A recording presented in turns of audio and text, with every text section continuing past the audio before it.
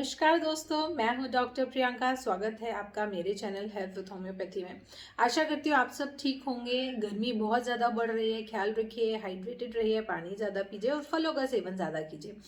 आज का वीडियो जो है वो जॉइंट पेन के ऊपर है। जोड़ों का दर्द, गाउट, रूमेटिक आर्थराइटिस, ये इसके ऊपर बनाया हुआ है। एक इंटरव्यू था मेरा डीडी झारखंड में, वही मैंने यहाँ पर ज्वाइन किया हुआ है।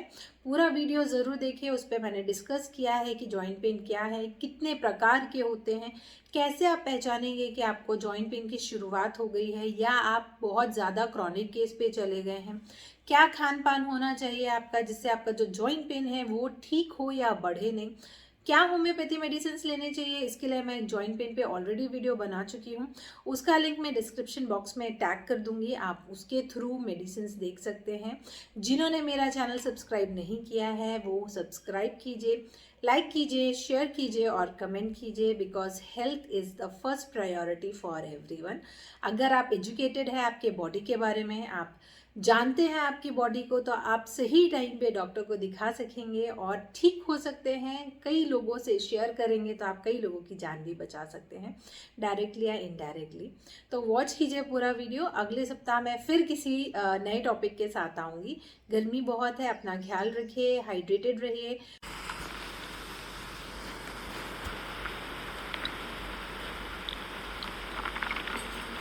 नमस्कार, स्वास्थ्य चर्चा में मैं प्राची फिर से आप सभी का बहुत बहुत स्वागत करती हूँ। वो जमाना गया जब पुरुषों को महिलाओं से बढ़कर समझा जाता था।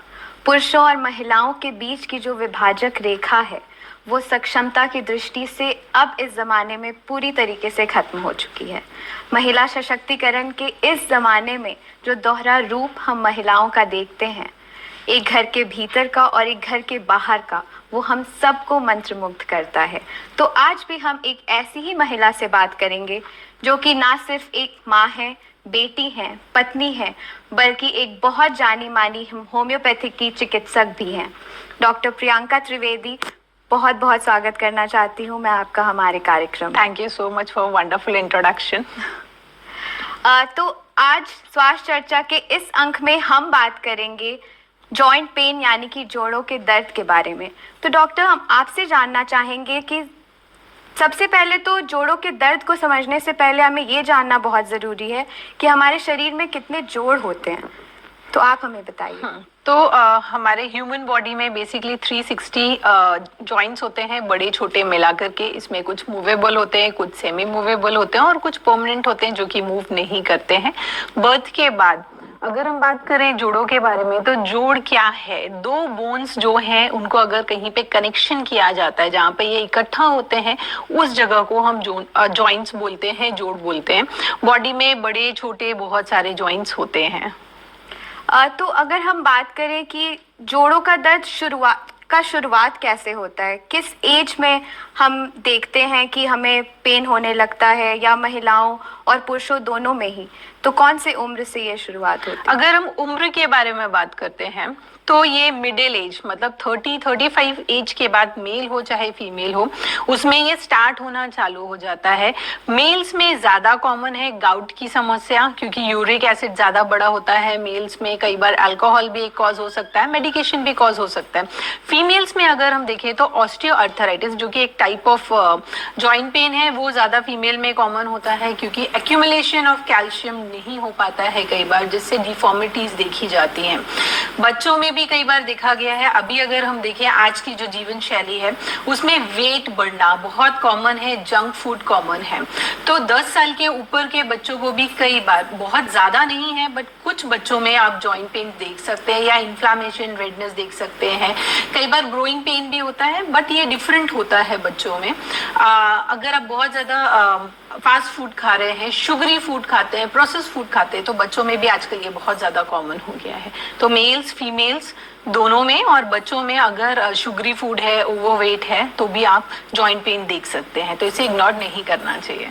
तो जैसा आपने हमें बताया कि अर्थराइटिस, तो ये एक प्रकार का जॉइंट पेन है, तो और भी किस प्रकार के जॉइंट पेन्स होते हैं? देखिए, पहले तो हम जॉइंट्स के बारे में बात करें तो बेसिकली 3 टाइप के जॉइंट्स होते हैं। एक तो फाइब्रस होता है, दूसरा कार्टिलेजस होता है, तीसरा साइनोवियल होता है।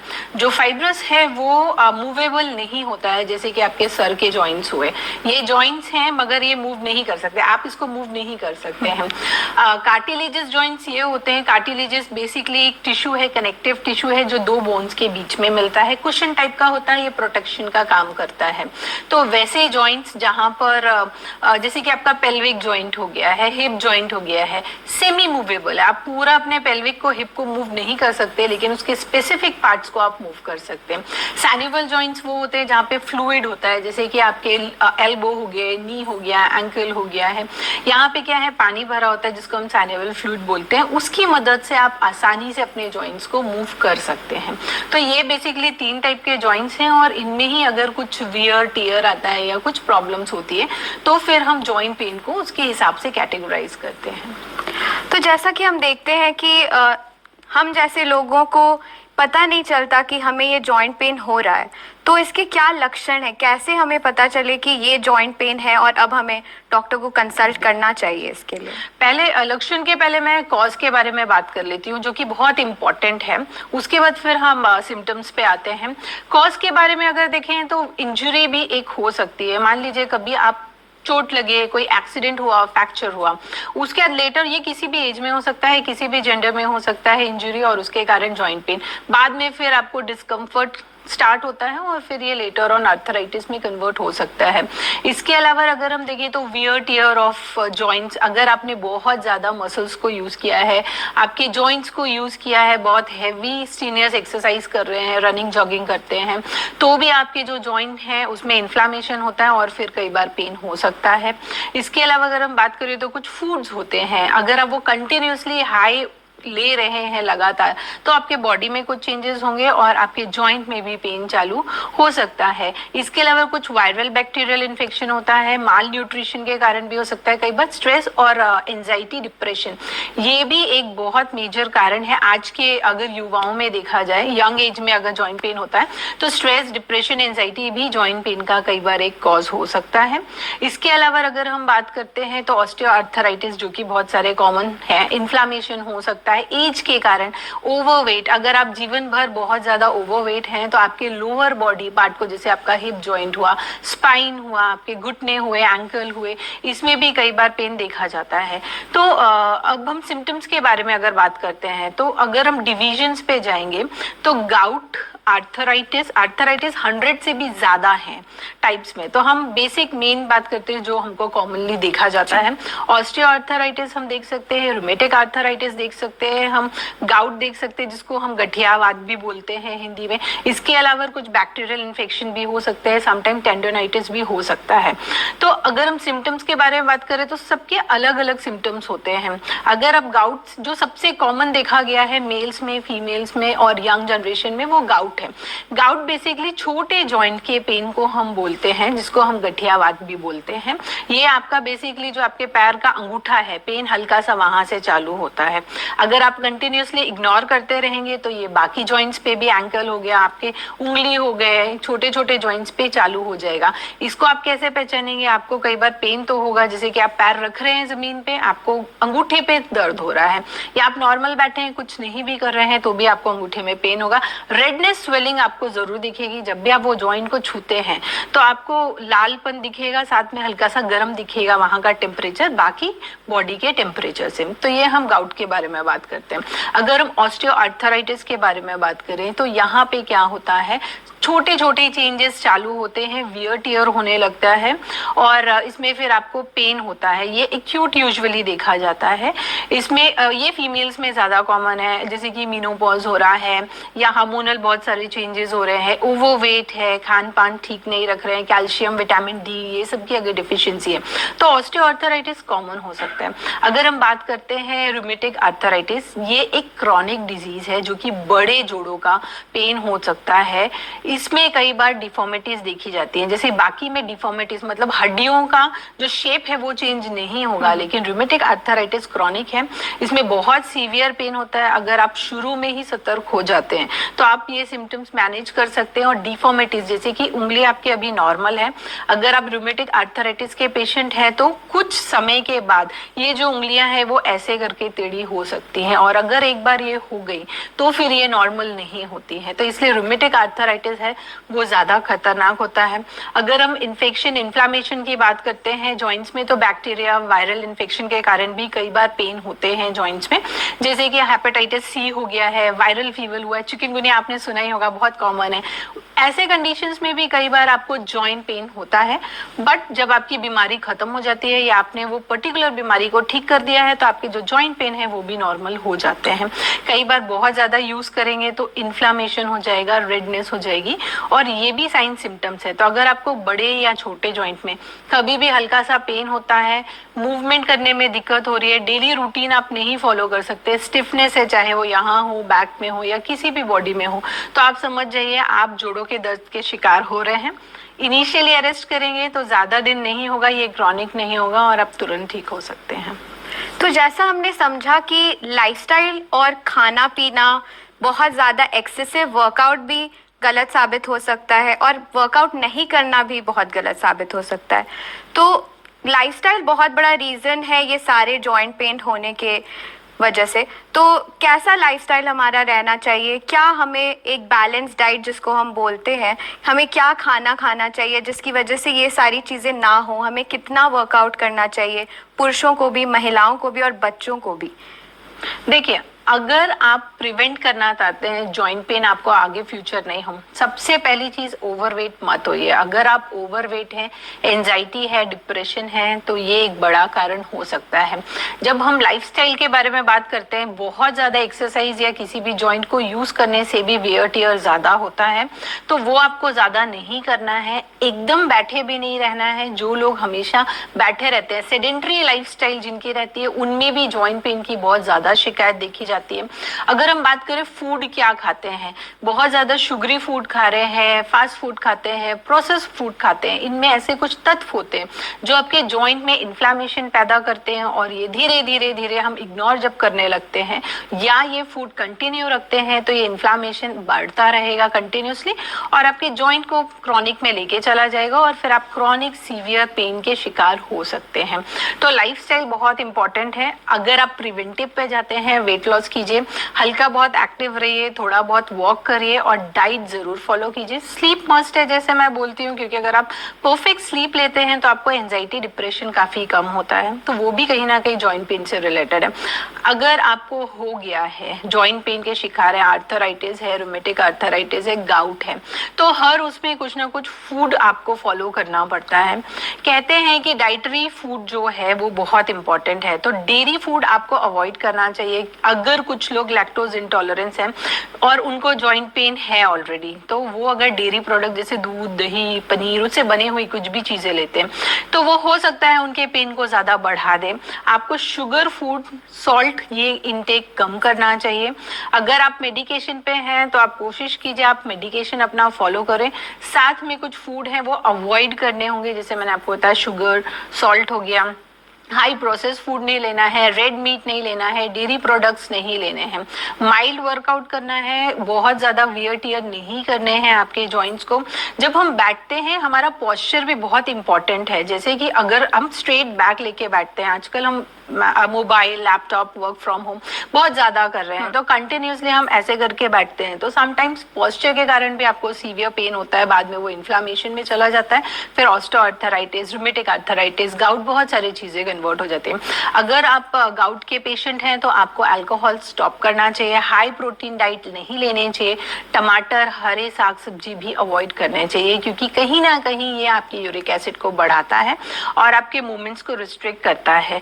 पेन इतना सीवियर भी हो सकता है कि आप कई बार बिस्तर में बेड रिडन भी हो सकते हैं, आपके डेली रूटीन को भी आपको ऑब्स्ट्रक्ट करना पड़ता है। तो जैसा हमने देखा कि हम हमेशा सोचते हैं कि डेयरी प्रोडक्ट्स हमारे शरीर को हमेशा लाभ ही देते हैं, लेकिन अभी हमने जाना कि हरी सब्जियां भी हानिकारक हो सकती हैं जब आपको जॉइंट पेन का इशू हो रहा है। तो हम जैसा देखते हैं कि जब जॉइंट पेन बहुत ज़्यादा बढ़ जाता है तो हमारे जो पैर है वो उसका शेप और साइज़ बदलने लगता है। तो ज़्यादातर लोग सर्जरी सजेस्ट करते हैं, बट लोग सर्जरी से काफ़ी डरते हैं।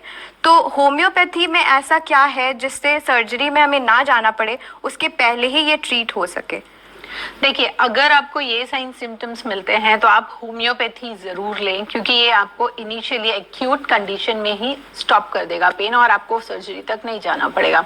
उसके अलावा जो मैंने आपको लाइफस्टाइल बताई, अगर वो जीवन भर फॉलो करते हैं तो आपको आपके 30s 40s के बाद ये पेन नहीं होगा। वेट कंट्रोल करना बहुत ज़्यादा ज़रूरी है, परफेक्ट पॉस्चर बहुत ज़्यादा इंपॉर्टेंट है। होम्योपैथी आपको कैसे हेल्प करेगा? अगर आपको हल्की सी भी स्टिफनेस है कहीं पे बॉडी में, या आपको टेंडरनेस है, मूवमेंट में दिक्कत हो रही है, या जैसे हम सुबह उठते हैं और हम अपने पैर को जमीन पे रखते हैं, तो ये बहुत सारे पेशेंट्स कंप्लेन करते हैं कि मेरी एड़ी में बहुत दर्द हो रहा है। अगर आप ऐसे कोई भी सिम्टम्स लेके आते हैं, होम्योपैथी में जैसे मैंने बताया इंडिविजुअलाइजेशन होता है, आपके हर सिम्टम्स को हम काउंट करते हैं और उसके बेस में रिपोर्टराइज करके आपको आपके स्पेसिफिक इंडिविजुअलाइजेशन मेडिसिन देते हैं, जो कि एक्यूरेट होती है और छोटे टाइम पर वर्क करती है। ये बहुत मिथ है लोगों में कि होम्योपैथी बहुत देर से करेगी।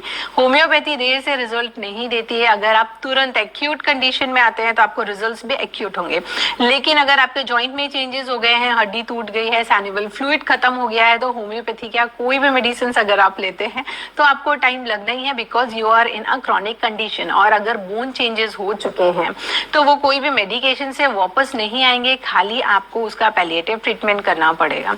इसलिए आप हमेशा पहले सोचें होम्योपैथी लेने के लिए, जिसमें आप कभी क्रॉनिक कंडीशन में जाए ही ना। तो जैसा हम देखते हैं कि जैसे हम एलोपैथिक मेडिसिन लेते हैं और भी कई तरीके के स्टेरॉइड्स लेते हैं, उससे काफ़ी हमारे शरीर को साइड इफ़ेक्ट्स होते हैं, हानिकारक होते हैं वो हमारे शरीर के लिए। तो होम्योपैथी भी, क्या इसके भी कोई साइड इफ़ेक्ट्स होते हैं?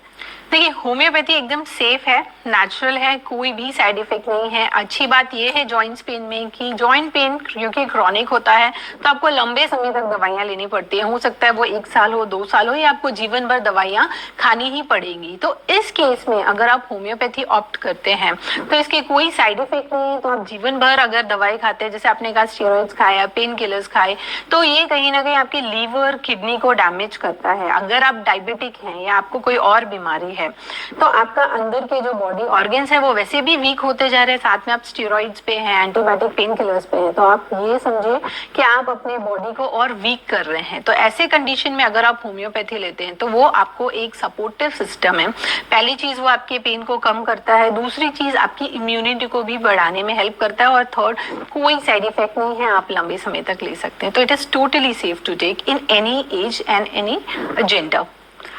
तो जैसा आपने अभी हमें बताया कि ये बिल्कुल भी इसका साइड इफ़ेक्ट्स नहीं होता है। तो जैसे हम डायबिटीज़ के बारे में बात करते हैं, तो जैसे डायबिटीज़ जिसको होती है, क्या उसको जॉइंट पेन का ज़्यादा शिकायत होने लगता है या फिर ज़्यादा प्रोन हो जाते हैं लोग जॉइंट पेन के लिए? देखिए, जब डायबिटिक कोई पेशेंट आता है आपके पास तो वो ऑलरेडी कोई ना कोई मेडिकेशन पे होता है। डायबिटीज या तो फिर अर्ली एज में हो सकता है, टाइप 1 या टाइप 2 दोनों हो सकते हैं, या जुवेनाइल भी कई बार होता है बच्चों में, जिसको हम देखते हैं। इसमें क्या होता है, आपके जो नर्व्स होते हैं, न्यूरोपैथी जिसको बोलते हैं, वो काफी डेवलप होने लगते हैं अगर आपका शुगर लेवल बढ़ा हुआ है। उसके साथ आपको जॉइंट पेन आएगा, माल न्यूट्रिशन, आपके बॉडी, आप भले सप्लीमेंट्स ले रहे हैं, चाहे वो विटामिन डी हो, फॉस्फोरस हो, कैल्शियम हो, बट उसका डिपोजिशन एक सर्टेन एज के बाद नहीं होता है, तो आप डेफिनेटली धीरे धीरे वीक होते जा रहे हैं। तो उस कंडीशन में जॉइंट पेन्स ज्यादा देखे जाते हैं। आप बहुत ज्यादा मोटे हैं, आपका ओवरवेट है, और तब आप डायबिटिक भी हैं, तो आप ओवरवेट के कारण भी आपके जॉइंट्स को जो पेन है वो बहुत ज्यादा बढ़ा रहे हैं। मेडिसिन जो लेते हैं उसके कारण भी कई बार आपका जॉइंट पेन एग्रावेट हो जाता है। कुछ मेडिकेशन होते हैं जो आपके जॉइंट पेन को एग्रावेट करते हैं, कुछ मेडिकेशन है वो आपके न्यूट्रिशन पे एक हिंड्रेंस पैदा करता है। तो डायबिटिक कंडीशन में देखा गया है कि जॉइंट पेन जो है वो थोड़ा कॉमन होता है विद न्यूरोपैथी। तो जैसा हमने जाना कि कभी भी हमें दूसरों के परामर्श से कोई भी दवाइयाँ नहीं लेनी चाहिए। जब भी हमें कोई तकलीफ हो रही है, चाहे वो छोटी से अंगूठों के बीच में, जैसे हमें डॉक्टर ने बताया कि अंगूठों के बीच में भी अगर दर्द हो रहा है तो वो भी आगे बढ़कर बहुत सीवियर हो सकता है। तो हमें ज़रूरी है कि हम सही टाइम पर, सही वक्त पर डॉक्टर का परामर्श लें। तो जैसे कि हम जानते हैं कि जॉइंट पेन सभी को होता है, बच्चों को, महिलाओं को, पुरुषों को। तो क्या रेशो है कि महिलाओं में ज़्यादा होता है या पुरुषों में ज़्यादा होता है? इसका क्या कारण हो सकता है? जब तक मीनोपॉज नहीं होता है फीमेल्स में जॉइंट पेन ज्यादा नहीं देखे जाते हैं। तो that means till 40 females are safe, क्योंकि मीनोपॉज नहीं हुआ है, दे हैव गुड हार्मोन्स, तो उनकी बॉडी सेफ है। बट सडनली जब मीनोपॉज होने लगता है बॉडी में इतने ज्यादा हार्मोनल चेंजेस आते हैं जिसके कारण उनको जॉइंट पेन स्टार्ट होता है। अगर हम देखें जो महिला हमेशा से ओवरवेट रही है उसमें ज्यादा चांसेस है जॉइंट पेन होने के, जो कि लेटर ऑन आफ्टर 40-45 स्टार्ट होता है और 60-65 पे वो एकदम बेकार हो जाता है। चाहे वो आपके स्पाइन हो, चाहे आपके घुटने हो, चाहे आपका शोल्डर हो या एंकल हो। मेल में कॉमनली हमने देखा है आर्थराइटिस, गाउट, जो कि यूरिक एसिड बढ़ने से होता है, क्योंकि अल्कोहल इज वेरी कॉमन। उसके बाद प्रोटीन डाइट बहुत ज्यादा लेते हैं, जो जिम जा रहे हैं वो सप्लीमेंट्स भी कई बार अब लेना चालू कर चुके हैं, जो कि स्टेरॉइड्स बेस्ड भी हो सकते हैं कई बार। तो वैसे कंडीशन में भी अगर आप देखें तो मेल्स में कॉमन होता है, बच्चों में काफी कम है। बट रेशियो अगर देखें तो 2% के हिसाब से हम बोल सकते हैं बच्चों में। अगर ओवरवेटेड हैं या बहुत इंजुरी लगी है या वो बिल्कुल भी वर्कआउट नहीं करते हैं, सेडेंट्री लाइफस्टाइल है, जंक फूड बहुत ज़्यादा खाते हैं, शुगर फूड, सॉल्टी फूड ज़्यादा इंटेक है, तो 10 साल के होते होते 10 के बाद इनमें भी आप ये साइन सिम्टम्स देख सकते हैं। ठीक। तो जैसे होम्योपैथी का इलाज चलते हुए क्या फिजियोथेरेपी भी ज़रूरी है? अगर बहुत ज़्यादा दर्द हो गया है तो होम्योपैथी से, जैसे आपने बोला कि एक बार जब शेप खराब हो जाता है तो उसको हम लोग वापस उस शेप में नहीं ला सकते, हम सिर्फ उसको दर्द को कर सकते हैं, बैलेंस कर सकते हैं। तो फिजियोथेरेपी भी इम्पोर्टेंट है क्या? देखिए, जॉइंट पेन चाहे वो बड़े जॉइंट का पेन हो या छोटे जॉइंट का पेन हो, फिजियोथेरेपी इज मस्ट। जैसे मेरे पास पेशेंट आते हैं 60-65 जिनको डॉक्टर ने बोला है नी रिप्लेसमेंट या जॉइंट रिप्लेसमेंट करने के लिए, या फ्रैक्चर के बाद आए हैं, तो मैं हमेशा सजेस्ट करती हूँ कि फिजियोथेरेपी मस्ट है। बिकॉज क्यों करना है फिजियोथेरेपी वो आप समझिए, क्योंकि वो आपके जॉइंट को स्ट्रॉन्ग करता है और जॉइंट को जो मसल्स कवर कर रही है उसको भी स्ट्रेंथ देता है। तो अगर किसी कारण से आपके जॉइंट के जो मसल्स हैं वो स्ट्रेंथ नहीं है उसमें, तो भी आपको जॉइंट पेन होगा। आपको किसी भी तरीके का जॉइंट पेन है, आप फिजियोथेरेपी या एक्सरसाइज करते हैं इंक्लूडिंग होम्योपैथी मेडिसिन, आपकी रिकवरी बहुत फास्ट होगी। क्यों? क्योंकि आपने वो मसल्स को स्ट्रेंथ करने में हेल्प किया है थ्रू फिजियोथेरेपी एंड एक्सरसाइज। तो आपका जो पेलिएशन है वो और फास्ट हो रहा है। और अगर फास्ट करवाते हैं, यंग एज में करवा रहे हैं, स्टीरॉइड्स पे नहीं है, आपकी बॉडी यंग एज में जल्दी हील होती है, तो कई बार इसका परमानेंट सोल्यूशन भी मिल जाता है और आपको रिप्लेसमेंट, जो जॉइंट रिप्लेसमेंट आजकल बहुत कॉमन है, वो नहीं करना पड़ता है। जैसा आपने बताया जॉइंट रिप्लेसमेंट के बारे में, तो लोगों को काफ़ी ये सोचते हैं कि ज़्यादातर सक्सेसफुल नहीं होता है, क्योंकि हम हमेशा देखते हैं जॉइंट पेन एक एज के बाद होता है, 60-65, जब तक ऑलरेडी वो शेप खराब हो चुकी है। और लोग बहुत डरते हैं कि सर्जरी के लिए जाना चाहिए या नहीं, सक्सेसफुल होगा या नहीं, क्योंकि अगर सक्सेसफुल नहीं होता है तो वो शायद अपनी पूरी ज़िंदगी चल ना पाए। तो आप सर्जरी के बारे में क्या सोचते हैं? सर्जरी के बारे में यही बोलूंगी कि जब इनिशियली आपको साइन सिम्टम्स आते हैं जॉइंट पेन के, प्लीज प्रेफर होम्योपैथी फर्स्ट, क्योंकि आपको रिजल्ट्स क्विक हैं, फास्ट हैं और आप जॉइंट पेन के तरफ नहीं जाएंगे और रिप्लेसमेंट की नौबत नहीं आएगी। कुछ पेशेंट मेरे पास अभी भी हैं जो जॉइंट रिप्लेसमेंट डॉक्टर ने बोला है बट उन्होंने प्रेफर नहीं किया, बिकॉज 50-50 रिजल्ट्स हैं। आपको आफ्टर ऑपरेशन जो जॉइंट रिप्लेसमेंट है उसके बाद आपको काफ़ी प्रिकॉशंस लेने हैं। अगर आपने प्रॉपर प्रिकॉशंस लिए हैं स्पेसिफिक ड्यूरेशन 6 वीक के लिए, तो आपको काफ़ी चांसेस हैं कि आपका जो ये जॉइंट रिप्लेसमेंट आपने ऑपरेशन करवाया है वो सक्सेसफुल हो। बट इन फ्यू केसेस वो नहीं हो पाता है और आप फिर और वर्स कंडीशन में हो जाते हैं। मेरे पास कुछ पेशेंट्स आ रहे हैं अभी भी क्लिनिक में जिन्होंने जॉइंट पेन ऑपरेशन करवा लिया है, रिप्लेसमेंट हैज़ बीन डन, लेकिन उनको अभी भी पेन है कंटिन्यू या बैठने उठने में पेन है। तो होम्योपैथी वहाँ पे भी बहुत अच्छी वर्क करती है। कुछ पेशेंट्स ऐसे हैं जो नहीं करवाना चाहते हैं, जैसे आपने बोला, तो उस कंडीशन में अगर आप जॉइंट रिप्लेसमेंट नहीं करवाना चाहते हैं तो आप as as a palliative homeopathy continuously 1 साल 2 साल 5 साल या जीवन भर यूज कर सकते हैं with physiotherapy, exercise and good diet control, weight control.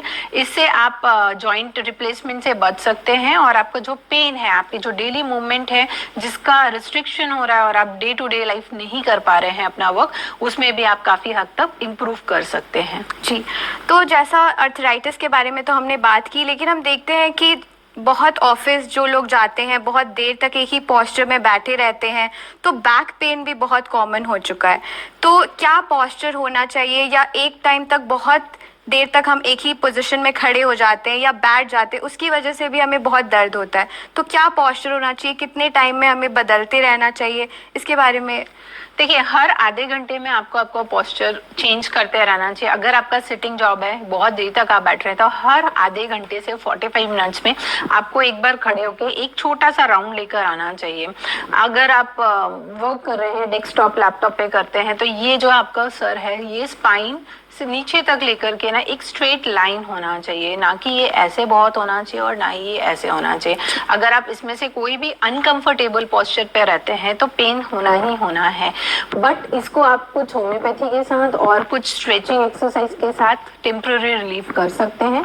But main अगर आपका है बहुत ज़्यादा तक वेट वर्क करना है या आपका पोस्चर प्रॉब्लम है, तो आपको मैं स्पेसिफिकली बोलूँगी कि आप अपने कंफर्ट जोन से बाहर ना निकलें, आप अपने पोस्चर को मेंटेन करें, क्योंकि अगर पोस्चर नहीं है सही तो अंदर degenerative changes, wear and tear होते हैं जॉइंट्स में, जो कि वापस रिप्लेस आप नहीं कर सकते हैं। तो इट इज़ वेरी इंपॉर्टेंट कि आप आपके पोस्चर को मेंटेन करके रखें। अगर खड़े भी हो रहे हैं तो बीच बीच में आप थोड़ा देर गैप लें, ब्रेक लें। अगर आप लॉन्ग जर्नी में, आपने देखा होगा कि घुटनों में और एंकल्स में बहुत पेन होता है, तो उस कंडीशन में आपको पैरों को थोड़ा सा ऊपर रखना चाहिए, जिसमें आपका जो ब्लड सर्कुलेशन है वो बराबर हो और आपके पेन सेंसेशंस जो है वो काफ़ी कम हो जाए।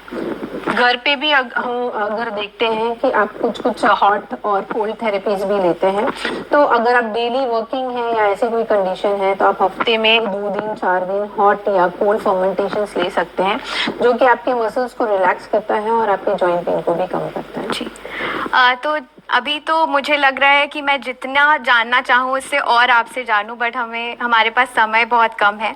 तो अंत करने से पहले आप क्या सलाह देना चाहेंगे हमारे दर्शकों को? आखिरी सलाह क्या देना चाहेंगे जिससे वो अपना ये जॉइंट पेन किसी को ना हो, हम सबकी जान बचा सकें? तो आप क्या परामर्श देना चाहेंगे? वेट मत करो कि मुझे जॉइंट पेन हो तभी मैं डॉक्टर के पास जाऊं। अभी से, आज से, इसी वक्त से आप एक हेल्दी हैबिट स्टार्ट करें, हल्की बहुत एक्सरसाइज करें, कम से कम हफ्ते में 3 दिन आप एक्टिव रहें, आधे घंटे से 1 घंटे की वॉक लें, कुछ स्ट्रेचिंग एक्सरसाइज ज़रूर करें। फूड बहुत इंपॉर्टेंट है, आप सॉल्ट और शुगर इंटेक को कम कर सकते हैं। आप fried food, meat, high protein नहीं खाइएगा, ये ज़रूरी है। अगर आपको पेन सेंसेशंस हो रहे हैं तो आप फर्स्ट प्रेफरेंस होम्योपैथी लीजिए और वेट लूज कीजिए। इससे आप तुरंत अपने जॉइंट पेन को आराम दिला सकते हैं और लॉन्ग टर्म इफेक्टिव भी रहेगा। तो हमारा फिट रहना बहुत ज़रूरी है, हमें काम करते रहना बहुत ज़रूरी है, ताकि हम एक जगह जब खड़े होते हैं या फिर जब बैठ जाते हैं बहुत देर तक, तो हमारे जोड़ों में काफ़ी दर्द होने लगता है। तो हमें फिट रहना ज़रूरी है, वर्कआउट करना ज़रूरी है, एक्सरसाइज करना ज़रूरी है, पर बहुत ज़्यादा भी नहीं जिससे वो हमारे शरीर के लिए हानिकारक साबित हो। जब भी हमें दर्द हो, सबसे पहले डॉक्टर का परामर्श बहुत ज़्यादा ज़रूरी है। हमारे दर्शकों को बहुत ज़्यादा अच्छा लगा होगा और लाभदायक रहा होगा उनके लिए ये सारा परामर्श आपके द्वारा। आपका बहुत बहुत शुक्रिया करती हूँ हमारे कार्यक्रम में आने का, अपना समय निकालने के लिए बहुत बहुत शुक्रिया। Thank you so much. आज के लिए इतना ही, हम फिर मिलेंगे किसी और विषय पे चर्चा के साथ। तब तक के लिए जोहार।